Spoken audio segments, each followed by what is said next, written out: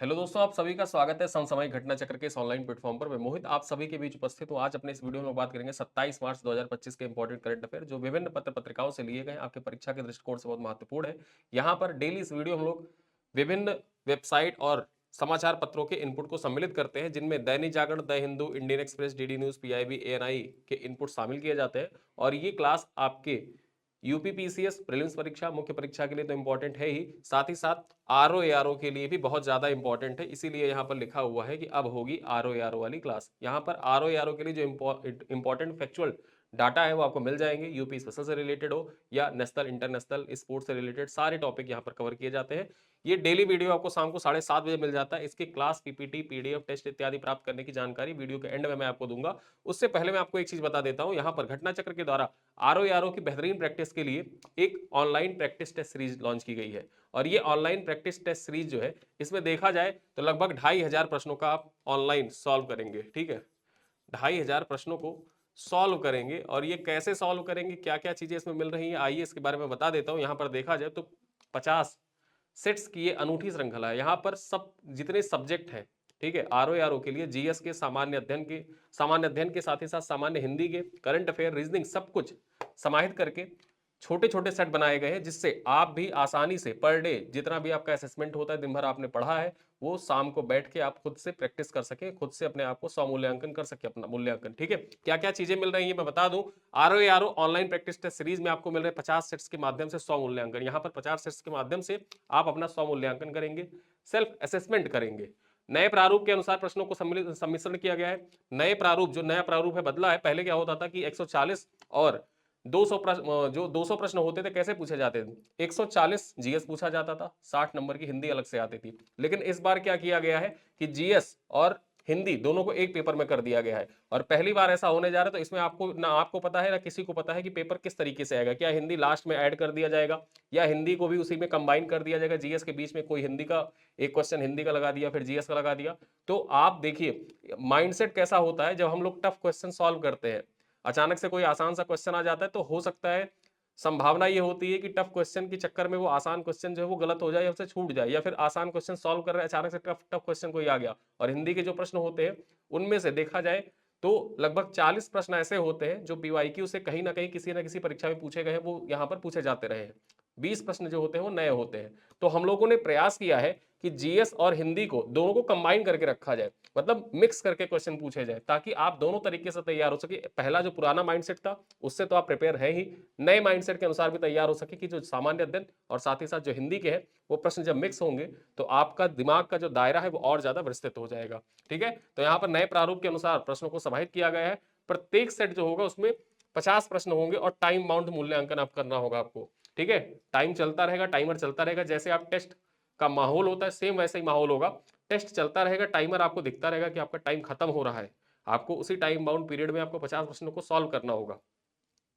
हर set में सामान्य अध्ययन के साथ साथ हिंदी और करंट अफेयर के प्रश्नों को भी समाहित किया गया है। और यहाँ पर रीजनिंग के प्रश्नों को भी रखा गया है, रीजनिंग के प्रश्न भी समाहित है। कुछ भी छूटा नहीं है। सेट भले छोटा है, जितना दायरा वहां पर, जैसे समझ लिए कि 200, ठीक है, 200 क्वेश्चन पूछा जाता है, तो 200 क्वेश्चन का 1/4 हिस्सा कर दिया गया है। और वही 1/4 हिस्सा एक एक सेट बना के आपको यहाँ पर प्रस्तुत कर दिया गया। इन 50 सेट को आप सॉल्व करिए, 2500 प्रश्नों की प्रैक्टिस आपकी हो जाएगी। साथ ही साथ जो नव्य धारा में आपको मिल रहा है टेस्ट सीरीज वगैरह जो घटना चक्र के द्वारा संचालित है, वो तो आप लगाएंगे ही लगाएंगे, लेकिन 2500 प्रश्नों की प्रैक्टिस जरूर करके जाइएगा।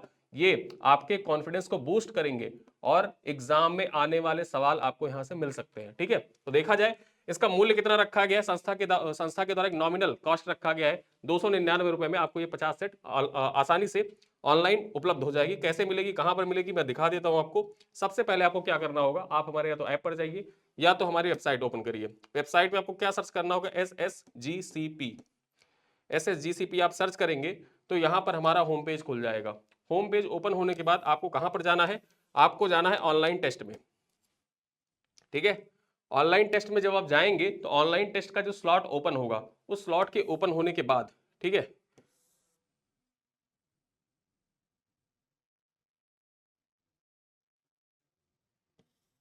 ऑनलाइन स्लॉट के ओपन होने के बाद सबसे पहले देखिए यहां पर न्यू रिलीज में क्या लिखा हुआ है, आरओ ऑनलाइन प्रैक्टिस टेस्ट। ठीक है, इस पर आप क्लिक करेंगे और यहां पर सारा फीचर्स, आप फीचर्स पढ़ सकते हैं। क्या फीचर्स लिखा हुआ है, फिर उसके बाद में जो कुछ भी जानकारी यहाँ पर है, देखिए एक यहाँ पर डेमो टेस्ट की तरह लगा हुआ है, आप डेमो टेस्ट पहले जाकर अटेम्प्ट करिए, देखिए कैसा डेमो टेस्ट है, उसके बाद में आप इसको ज्वाइन कर सकते हैं और यहाँ पर 2500 प्रश्नों की अच्छे से आपकी तैयारी हो जाएगी। ठीक है, तो आइए स्टार्ट करते हैं अपने करंट अफेयर का जो क्लास है। करंट अफेयर की क्लास पर हम वापस लौटते हैं। सबसे पहले देखते हैं 27 मार्च का दिन। जो 27 मार्च का दिन होता है इसको किस रूप में सेलिब्रेट किया जाता है? तो विश्व रंगमंच दिवस के रूप में सेलिब्रेट किया जाता है, वर्ल्ड थिएटर डे के रूप में सेलिब्रेट किया जाता है 27 मार्च का दिन। ठीक है, चर्चा कर ले पॉइंट्स पर, क्या क्या पॉइंट्स है।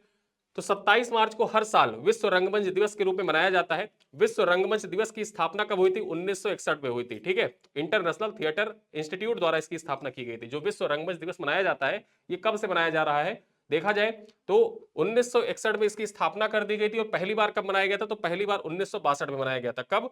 27 मार्च 1962 को पहली बार विश्व रंगमंच दिवस या वर्ल्ड थिएटर डे मनाया गया था। और इसकी स्थापना किसके द्वारा की गई थी? इंटरनेशनल थिएटर इंस्टीट्यूट के द्वारा इसकी स्थापना की गई थी। ये पॉइंट याद रखिएगा। आगे देखिए इसका महत्व क्या है। तो इस दिन रंगमंच से जुड़े लोगों को सम्मानित किया जाता है और रंगमंच के माध्यम से कला और संस्कृति को बढ़ावा देने के लिए विभिन्न कार्यक्रम भी आयोजित किए जाते हैं। और इस बार का थीम क्या है? जो वर्ल्ड थिएटर डे है, वर्ल्ड थिएटर डे का थीम क्या है? Theatre and culture of peace. Theatre and culture of peace इस बार का थीम है। ये थीम जरूर याद रखिएगा, परीक्षा में आपसे पूछ सकता है। वर्ल्ड थिएटर डे से संबंधित जो प्रश्न आएगा वो कथन कारण में पूछ सकता है। किसमें? कथन कारण। कैसे पूछेगा? कथन मतलब दो कथन में पूछ सकता है। कथन कारण क्या? दो कथन में पूछ सकता है, कथन एक कथन दो। ठीक है, कथन एक और कथन दो। अब यहां पर कैसे प्रश्न पूछ सकता है? पहला दे देगा कि विश्व रंगमंच दिवस प्रत्येक वर्ष 25 मार्च को मनाया जाता है। और दूसरा कथन दे देगा कि वर्ष 2025 में विश्व रंगमंच दिवस का थीम था theatre and culture of peace. दो कथन दे दिया, तो उसमें पहला कथन तो गलत हो गया क्योंकि ये 25 मार्च को नहीं 27 मार्च को मनाया जाता है। और दूसरा कथन सही हो गया क्योंकि इसके थीम के बारे में पूछा है और इस बार का थीम क्या है? Theatre and culture of peace, ये इसका थीम है। तो थीम याद रखिएगा। चलिए खबरों पे चलते हैं। श्रीलंका को पीछे छोड़कर भारत बना दुनिया का दूसरा सबसे बड़ा चाय निर्यातक देश। देखा जाए एक्सपोर्ट के मामले में, टी एक्सपोर्ट के मामले में देखा जाए तो भारत ने श्रीलंका को पीछे छोड़ दिया है और दूसरा सबसे बड़ा निर्यातक देश बनकर उभरा है। यहां पर पॉइंट्स पर चर्चा कर ले तो भारतीय चाय बोर्ड द्वारा जारी आंकड़ों के अनुसार देश में पिछले वर्ष 25 करोड़ 50 लाख किलोग्राम चाय का निर्यात किया गया। और यहां पर देखा जाए तो शीर्ष स्थान पर कौन है? तो केनिया शीर्ष स्थान पर है। चाय निर्यात के मामले में पूरी दुनिया में नंबर 1 कौन है? केनिया है। नंबर दूसरे पर कौन आ गया है? भारत आ गया है। भारत ने श्रीलंका को पीछे छोड़ दिया, श्रीलंका तीसरे स्थान पर पहुंच गया है। कितना निर्यात किया पिछले वित्त वर्ष में? तो देखा जाए 25 करोड़ 50 लाख किलोग्राम चाय का भारत ने निर्यात किया था। अब यहां पर एक पॉइंट आया है, भारतीय चाय बोर्ड। ठीक है, अब भारतीय चाय बोर्ड का मुख्यालय कहां पर है? इसको आपको कमेंट बॉक्स में बताना है, ये आप बताएंगे।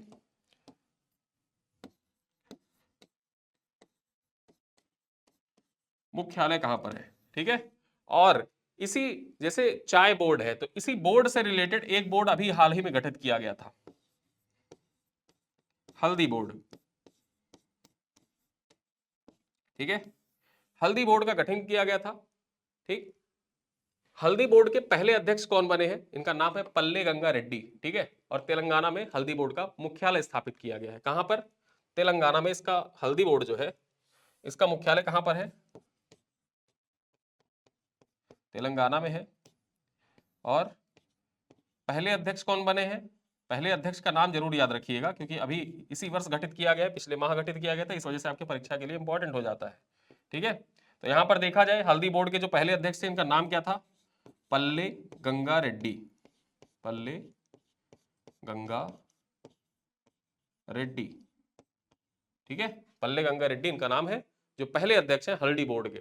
आपको बताना है कि चाय बोर्ड का मुख्यालय कहां पर अवस्थित है। ठीक है, चलिए आगे पॉइंट्स पर चर्चा करें। भारत का निर्यात 2024 में 10 साल के उच्च स्तर पर पहुंच गया और 2023 की तुलना में 10% अधिक था। 2023 की तुलना में देखा जाए तो 10% अधिक निर्यात हुआ 2024 में। और पिछले साल के जो आंकड़े थे उन्हीं आंकड़ों के अनुसार बताया जा रहा है कि केनिया वर्तमान में देखा जाए तो नंबर 1 पर है, नंबर 2 पर अब भारत पहुंच गया है, श्रीलंका को पीछे छोड़कर। आगे हम बात कर लें, भारत में असम, दार्जिलिंग और नीलगिरी की चाय सबसे बेहतरीन मानी जाती है। यहां काली चाय का निर्यात सबसे अधिक होता है, मतलब भारत के द्वारा जो काली चाय है, ठीक है, ब्लैक टी है, उसका निर्यात सबसे ज्यादा किया जाता है। और देखा जाए तो पिया भी सबसे ज्यादा चाय जाता है। ठीक है, किसी से आप बात करने जाते हैं, मिलना होता है तो कहते हैं चलो चाय पीते हैं।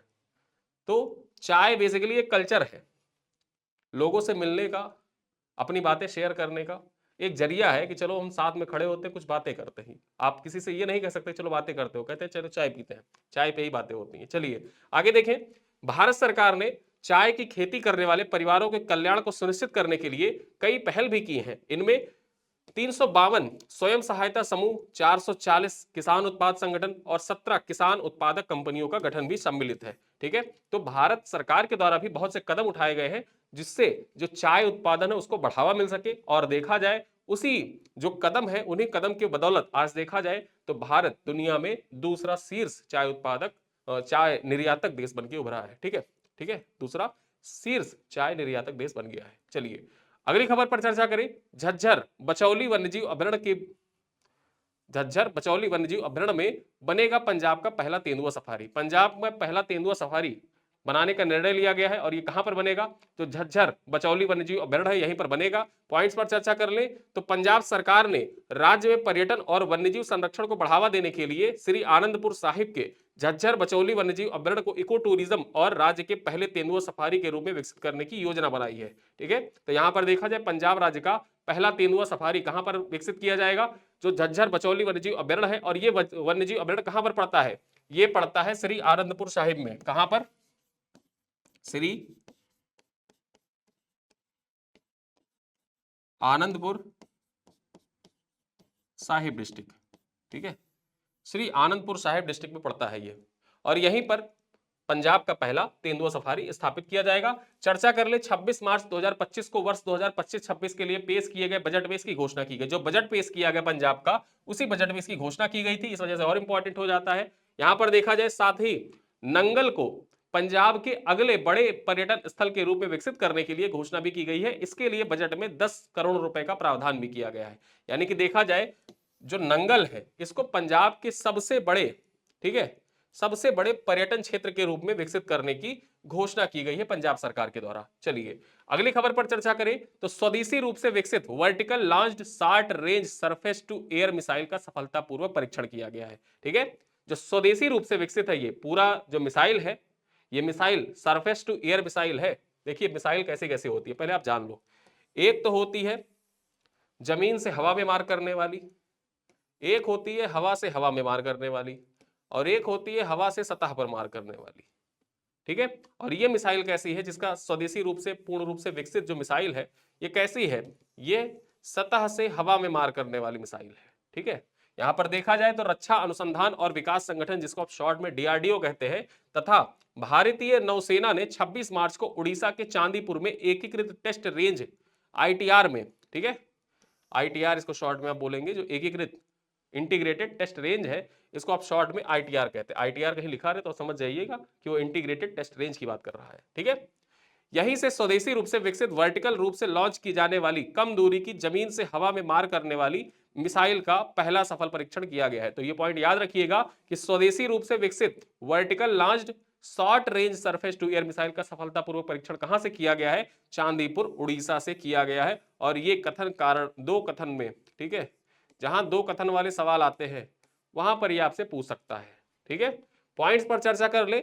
यह उड़ान परीक्षण बहुत ही कम ऊंचाई से अधिक गति से हवा के लक्ष्य के विरुद्ध भूमि आधारित वर्टिकल लॉन्चर से लॉन्च किया गया।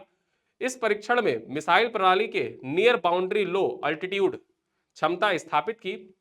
यह परीक्षण के दौरान, ठीक है, इस परीक्षण के दौरान मिसाइल ने कम ऊंचाई पर चपलता, विश्वसनीयता और सटीकता का प्रदर्शन करते हुए लक्ष्य को पूरी तरीके से नष्ट कर दिया। यह परीक्षण कॉम्बैट कॉन्फ़िगरेशन में भी सभी हथियार प्रणालियों के साथ तैनात करके किया गया था। यानी कि देखा जाए तो बहुत शॉर्ट रेंज में सतह से बहुत कम ऊंचाई पर एक टारगेट फिक्स किया गया और उस टारगेट को देखा जाए तो इस मिसाइल के द्वारा डिटेक्ट किया गया और हिट करके पूरी तरीके से ध्वस्त कर दिया गया।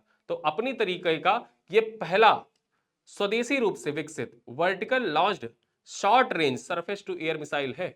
इस वजह से ये आपके परीक्षा के दृष्टिकोण से डिफेंस रिलेटेड जो करंट अफेयर होते हैं, ठीक है, डिफेंस, और आपने देखा होगा प्रारूप, उत्तर प्रदेश लोक सेवा आयोग ने यूपीपीसीएस 2024 में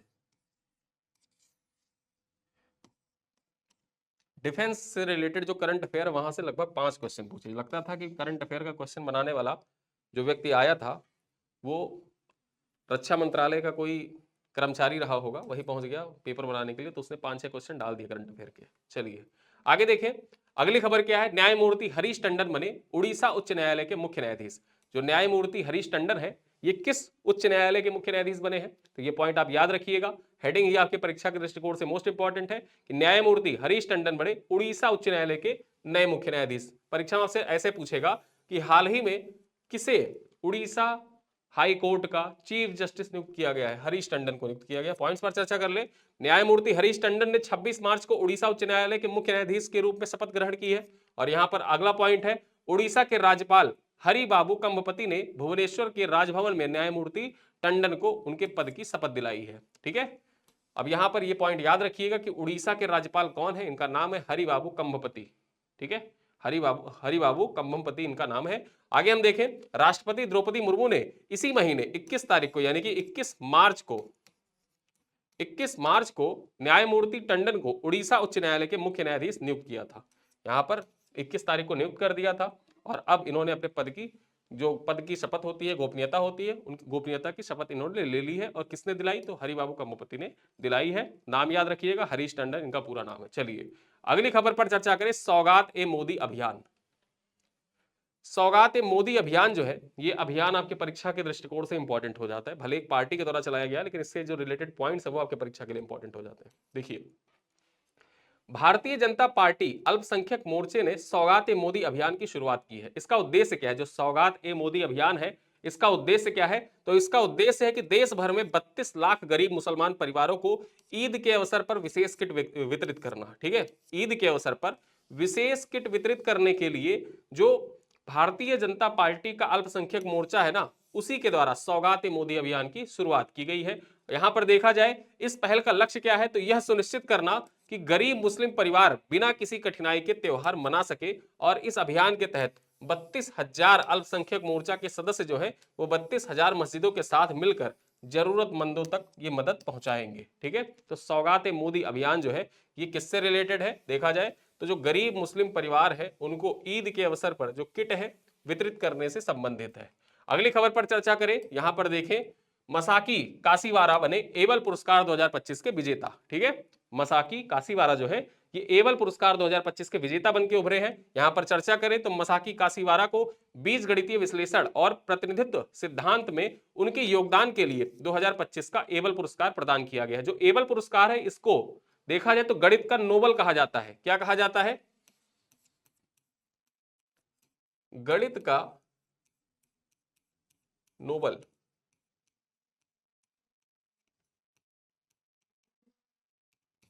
गणित का नोबल पुरस्कार। ठीक है, गणित के नोबल पुरस्कार से किसको जाना जाता है, परीक्षा में पूछा जा चुका है, पीवाईक्यू है, किसको, एबल पुरस्कार को जाना जाता है। अगले पॉइंट पर चर्चा करें, पुरस्कार में 7.5 मिलियन नॉर्वेजियन क्रोनर लगभग 7 लाख अमेरिकी डॉलर प्रदान किए जाएंगे। और यहां पर देखा जाए पुरस्कार समारोह 20 मई 2025 को ओस्लो में आयोजित किया जाएगा। अभी तो घोषणा की गई है कि मसाकी कासीवारा जो है इनको एबल पुरस्कार प्रदान किया जाएगा। और इसमें जो पुरस्कार है वो कब प्रदान किया जाएगा, 20 मई 2025 को। कहां पर प्रदान किया जाएगा, ओस्लो नॉर्वे में आयोजित सम्मेलन समारोह के दौरान इसको प्रदान किया जाएगा। एबल पुरस्कार, जिसे अक्सर गणित का नोबेल पुरस्कार कहा जाता है, इस क्षेत्र में अग्रणी उपलब्धियों को मान्यता प्रदान करते हैं। मतलब गणित के क्षेत्र में उत्कृष्ट कार्य करने वाले व्यक्ति को एबल पुरस्कार से सम्मानित किया जाता है। पूरे विश्व स्तर पर देखा जाए तो उसकी पहचान ही अलग होती है। आगे हम चर्चा करें, जो एबल पुरस्कार है इसे 2002 में नॉर्वे सरकार द्वारा स्थापित किया गया था, जिसका नाम नॉर्वे के गणितज्ञ नील्स हेनरिक एबल के नाम पर रखा गया था। ठीक है, यानी कि जो एबल पुरस्कार है ये एबल पुरस्कार किस व्यक्ति के नाम पर रखा गया है, तो नॉर्वे के एक गणितज्ञ थे, उनका नाम था नील्स हेनरिक एबल। ठीक है, तो नील्स हेनरिक एबल के नाम पर ही इसका नाम एबल पुरस्कार रखा गया है। और ये पॉइंट आपके परीक्षा के दृष्टिकोण से इंपॉर्टेंट है।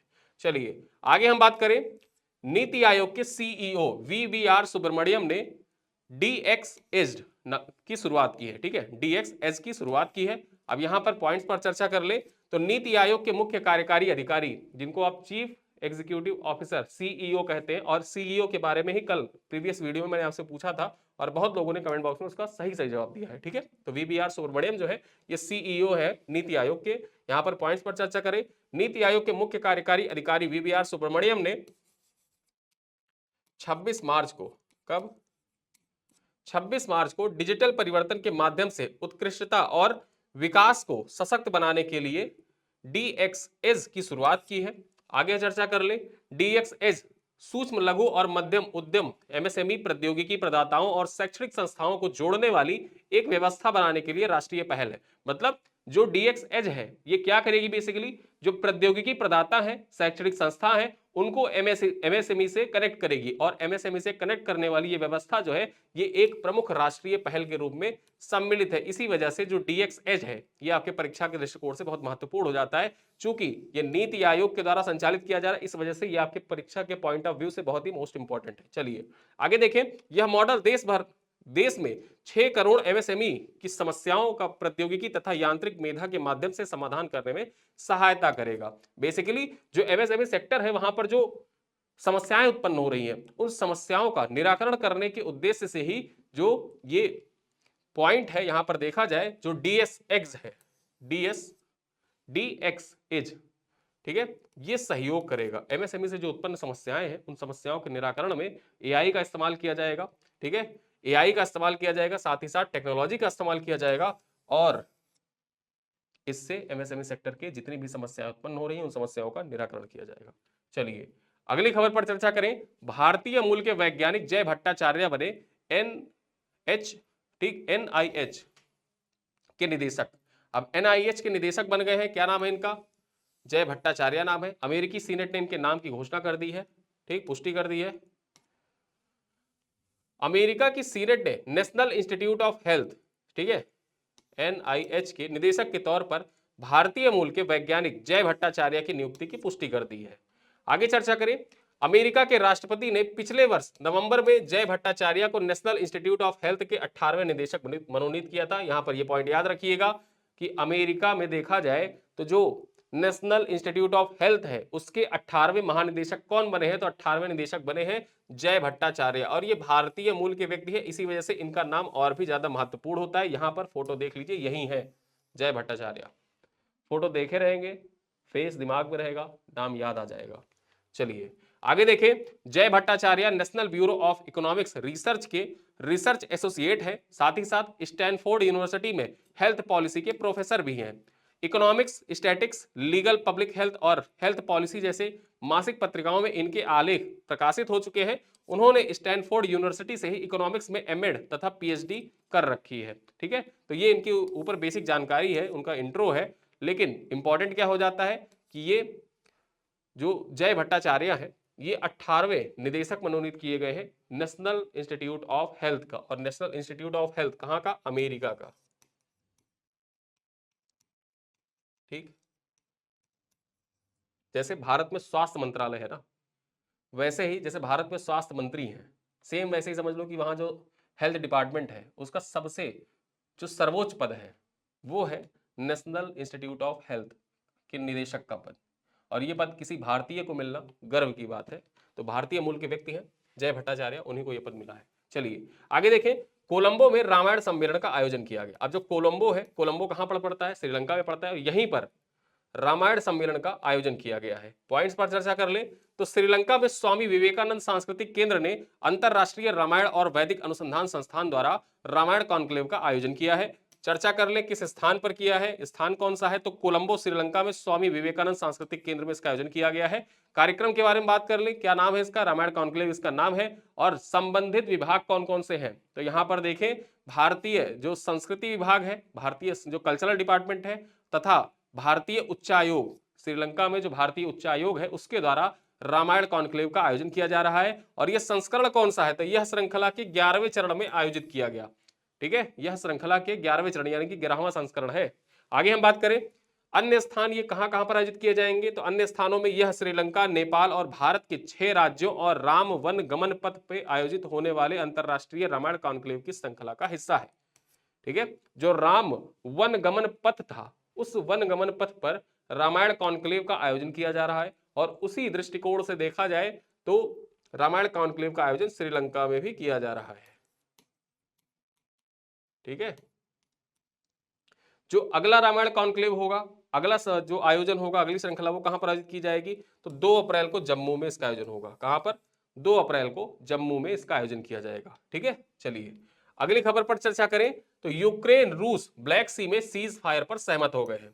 जो काला सागर है, काला सागर में देखा जाए, ठीक है, तो काला सागर में सीज फायर पर सहमत हो गए रूस और यूक्रेन। आपके लिए एक प्रश्न है, प्रश्न क्या है? जो काला सागर है,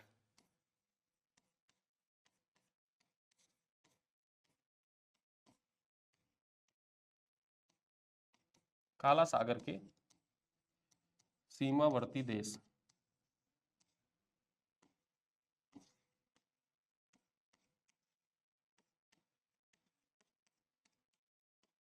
कौन से हैं?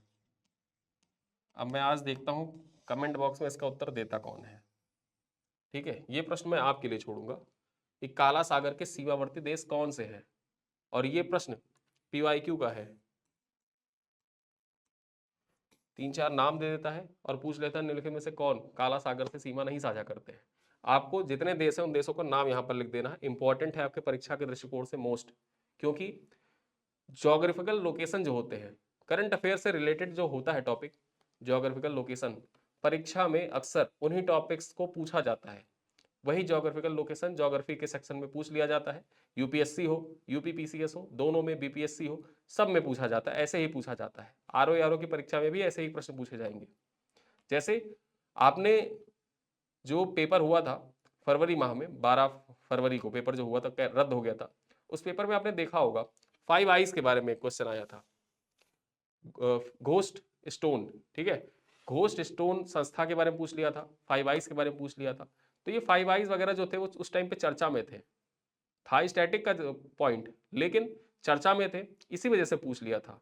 तो ऐसे जो चर्चित स्थल होते हैं, जैसे ब्लैक सी फिर से एक बार चर्चा में आ गया, तो ब्लैक सी के आसपास जो कंट्रीज है वो स्टैटिक जीके के पॉइंट ऑफ व्यू से इंपॉर्टेंट है। आप बताइएगा, जो कमेंट है कमेंट करके बताइएगा कि काला सागर के सीमावर्ती देश कौन कौन से हैं। हम चर्चा करते हैं पॉइंट्स पर। पॉइंट क्या है? 24 मार्च को रूस यूक्रेन ब्लैक सी क्षेत्र में सीज फायर पर सहमत हो गए हैं। दोनों देशों के मध्य यह सहमति सऊदी अरब में आयोजित अमेरिका व रूसी अधिकारियों की बैठक के बाद बनी है। ठीक है, सऊदी अरब में देखा जाए तो 3 दिनों तक अमेरिका और रूसी अधिकारियों के बीच में वार्ता चलती रही। उसी वार्ता के बाद में एक सहमति पर पहुंचे कि यूक्रेन और रूस दोनों देश ब्लैक सी में सीज फायर करेंगे। और यहां पर होगा क्या, देखते हैं। तो अमेरिका ने इसे लेकर यूक्रेन और रूस से अलग अलग समझौते किए हैं। इस सीज फायर के अंतर्गत रूस यूक्रेन ब्लैक सी के इलाके में जहाजों को सुरक्षित आवाजाही तय करने वाले बल प्रयोग को रोकने और सैन्य मकसद वाले कॉमर्शियल जहाजों का इस्तेमाल रोकने पर सहमत हो गए। मतलब जो ब्लैक सी है, ठीक है, ब्लैक सी में क्या होगा कि जो जहाज होते थे, जैसे यूक्रेन का जहाज है तो रूस ने रोक दिया, रूस का जहाज है तो यूक्रेन ने रोक दिया। कोई कमर्शियल जहाज ऐसा जा रहा है जो इक्विपमेंट लेकर जा रहा है, डिफेंस इक्विपमेंट लेकर जा रहा है, ठीक है, तो डिफेंस इक्विपमेंट वाले जहाजों को भी रोका जाएगा। अब वो जहाज नहीं जाएंगे।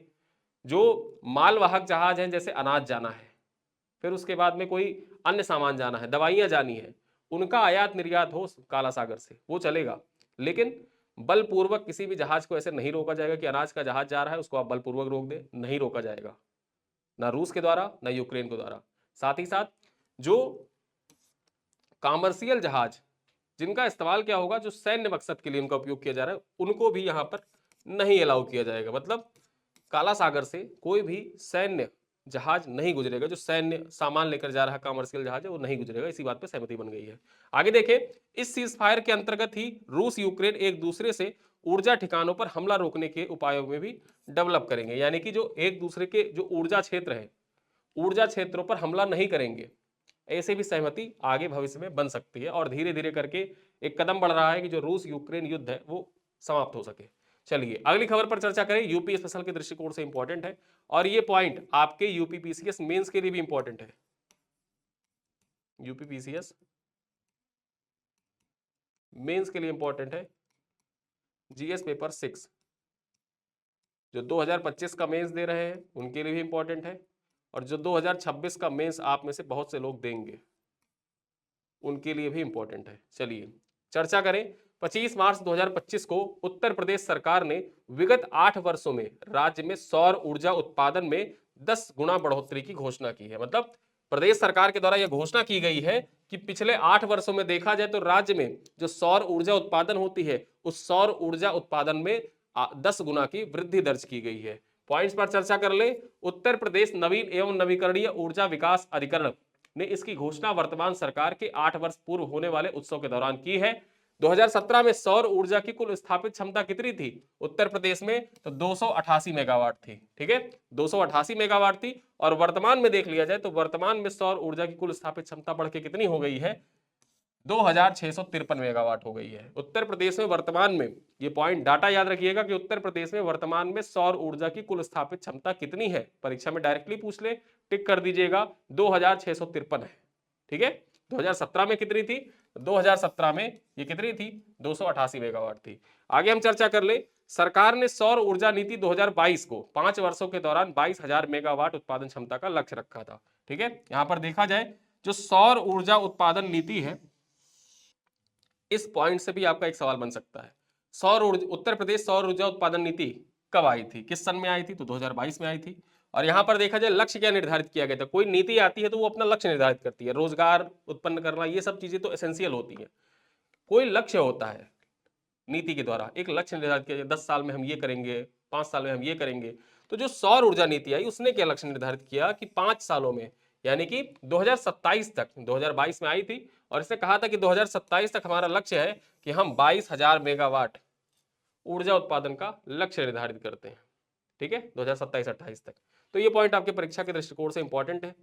यहां पर देखा जाए 2025 चल रहा है, भले यहां पर 2653 मेगावाट की भी वृद्धि हो पाई है, लेकिन फिर भी ठीक है 2017 की अपेक्षा देखा जाए। और अभी तो 2 साल बाकी है, 2 सालों में तो और भी चीजें डेवलप हो जाएंगी। चलिए अगले पॉइंट पर चर्चा करें। डाक विभाग ने माता कर्मा के पर स्मारक डाक टिकट जारी किया है। डाक विभाग ने माता कर्मा पर स्मारक डाक टिकट जारी किया है। पॉइंट्स पर चर्चा कर ले। 25 मार्च 2025 को भारतीय डाक विभाग ने प्रख्यात संत, समाज सुधारक और भगवान कृष्ण की अनन्य भक्त माता कर्मा के 1009वीं जयंती के अवसर पर उनके सम्मान में एक स्मारक डाक टिकट जारी किया है। रायपुर में आयोजित कार्यक्रम में छत्तीसगढ़ के माननीय मुख्यमंत्री विष्णुदेव साय तथा केंद्रीय आवासन एवं शहरी मामलों के राज्य मंत्री तोखनू साहू ने इस स्मारक टिकट को जारी किया। ठीक है, भगवान कृष्ण की समर्पित अनुयायी माता कर्मा ने अपने जीवन में, ठीक है, अपने जीवन के कर्मों के द्वारा अटूट विश्वास, साहस और निस्वार्थ सेवा की उदाहरण प्रस्तुत किया था। ठीक है, तो यहां पर यह पॉइंट आपके परीक्षा के दृष्टिकोण से इंपॉर्टेंट है कि जो माता कर्मा है, इनके नाम पर, इनके 1009वीं जयंती पर, ठीक है, डाक विभाग के द्वारा 500 रुपए का स्मारक डाक टिकट जारी किया गया है। ठीक है, और ये किसने जारी किया है? तो यानी कि डाक विभाग ने तो जारी किया है, लेकिन इसका उद्घाटन किसके द्वारा किया गया? तो इसको जारी किसने किया है? विष्णुदेव साय और तोखन साहू, इनके द्वारा जारी किया गया है, रायपुर छत्तीसगढ़ में। चलिए अगले पॉइंट पर चर्चा करें। केंद्र सरकार ने गेहूं के स्टॉक की स्थिति घोषित करना अनिवार्य कर दिया है। यानी कि 1 अप्रैल से गेहूं का स्टॉक कितना है उसकी स्थिति स्पष्ट करना होगा क्लियर रूप से। ठीक है, पॉइंट्स पर चर्चा कर ले। 25 मार्च को केंद्र सरकार ने नियमित रूप से गेहूं के स्टॉक की स्थिति घोषित करना अनिवार्य कर दिया है। यहां पर देखा जाए तो सभी राज्यों और केंद्र शासित प्रदेशों को evgoals.nic.in पोर्टल पर गेहूं की अपनी स्टॉक स्थिति 1 अप्रैल से और फिर हर शुक्रवार, यानी कि पहले तो 1 अप्रैल को आप अपनी स्थिति दीजिए और उसके बाद हर शुक्रवार को देखा जाए अपनी स्थिति स्पष्ट करनी होगी कि गेहूं का स्टॉक कितना है आपके पास। सरकार ने यह निर्णय समग्र खाद्य सुरक्षा और प्रबंधन करने की कीमतों पर नियंत्रित करने के लिए लिया है। मतलब, और ये पॉइंट आपके परीक्षा के दृष्टिकोण से देखा जाए तो जीएस पेपर 3, ठीक है, क्यों इंपॉर्टेंट हो जाता है? जीएस पेपर 3 खाद्य सुरक्षा से रिलेटेड टॉपिक जो आएगा तो करंट अफेयर का ये पॉइंट आप मेंशन कर दीजिएगा कि केंद्र सरकार के द्वारा जो खाद्य सुरक्षा है उसको सुनिश्चित करने के लिए गेहूं के स्टॉक की स्थिति घोषित करना अनिवार्य कर दिया है।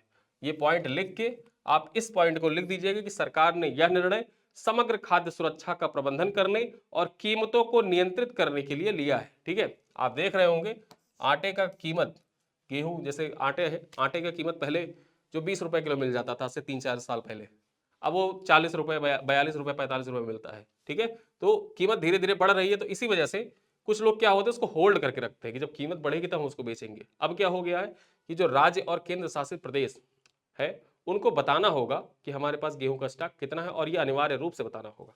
आगे हम देखें, देश के राज्यों और केंद्र शासित प्रदेशों में सभी श्रेणियों की संस्थाओं के लिए गेहूं स्टॉक सीमा 31 मार्च को समाप्त हो रही है। ठीक है, जो गेहूं स्टॉक की सीमा है वो 31 मार्च को समाप्त हो रही है और 1 अप्रैल से इनको अनिवार्य रूप से बताना होगा।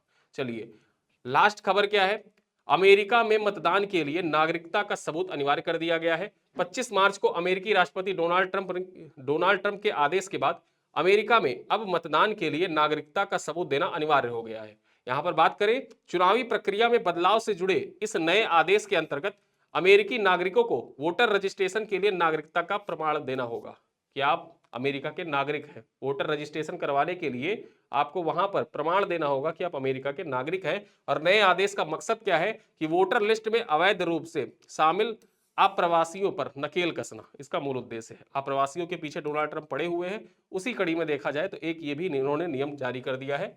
आगे देखें, अभी तक अमेरिका के कई राज्यों में वोटर रजिस्ट्रेशन के लिए पासपोर्ट या बर्थ सर्टिफिकेट दिखाने की जरूरत नहीं पड़ती थी। यानी कि अमेरिका में अगर आपको वोटर बनना होता था तो आप वोटर बनने के लिए पासपोर्ट या बर्थ सर्टिफिकेट दिखाने की जरूरत नहीं होती थी, लेकिन अब दिखाना पड़ेगा। यहां पर देखें, अमेरिका में वोटिंग को लेकर कोई एक जैसा नियम नहीं है। वोटिंग को लेकर एक जैसा नियम नहीं है, अलग अलग राज्यों में अलग अलग तरीके के अपने अपने नियम है। लेकिन अब क्या हो गया है, अब सब जगह एक नियम लागू होगा कि आपको अपना रजिस्ट्रेशन करवाने के लिए वोटर लिस्ट में अपना वोटर कार्ड और जो पासपोर्ट है उसको दिखाना पड़ेगा। चलिए, आज के स्लाइड पर आधारित कुछ प्रश्न हैं, इन प्रश्नों का उत्तर आपको कमेंट बॉक्स में देना है। देखें, भारत 2024 में दुनिया का दूसरा सबसे बड़ा चाय निर्यातक देश बन गया है। इस सूची में पहला स्थान किसका है? चीन, Kenya, Sri Lanka, Indonesia. Question number 2 है, झज्जर बचौली वन्यजीव अभ्यारण्य से संबंधित कथनों पर विचार करें। पहला कथन है, झज्जर बचौली वन्यजीव अभ्यारण्य को पंजाब का पहला बाघ सफारी बनाने की योजना बनाई गई है। दूसरा कथन कह रहा है, यह परियोजना की घोषणा पंजाब सरकार के द्वारा 2025-26 के बजट में की गई है। अब आपको बताना है निम्नलिखित में से कौन सा कथन सही है। केवल कथन 1 सही है, केवल कथन 2 सही है, दोनों कथन सही है, या दोनों कथन गलत है। क्वेश्चन नंबर 3 है, हाल ही में किसी उड़ीसा उच्च न्यायालय का मुख्य न्यायाधीश नियुक्त किया गया है? Justice Arvind Kumar, justice Sanjay Karol, justice Harish Tandon, justice Manoj Mishra. Question number 4 है, मसाकी काशीवारा को किस क्षेत्र में योगदान के लिए 2025 का एबल पुरस्कार प्रदान किया गया है? भौतिकी, गणित, रसायन विज्ञान, अर्थशास्त्र। क्वेश्चन नंबर 5 है, उत्तर प्रदेश में सौर ऊर्जा उत्पादन से संबंधित कथन पर विचार करें। पहला कथन है, उत्तर प्रदेश सरकार ने 2025 की घोषणा की कि पिछले 8 वर्षों में राज्य में सौर ऊर्जा उत्पादन में 5 गुना वृद्धि हुई है। ठीक है, और कथन 2 है, 2017 में उत्तर प्रदेश में सौर ऊर्जा की स्थापित क्षमता 288 मेगावाट थी। अब दोनों कथन पर आपको विचार करना है और बताना है कि निम्नलिखित में से कौन सा कथन सही है। केवल कथन 1 सही है, केवल कथन 2 सही है, दोनों कथन सही है, दोनों कथन गलत है। तो इन 5 प्रश्नों का उत्तर आपको कमेंट बॉक्स में देना है। वीडियो कैसा लगा बताइएगा।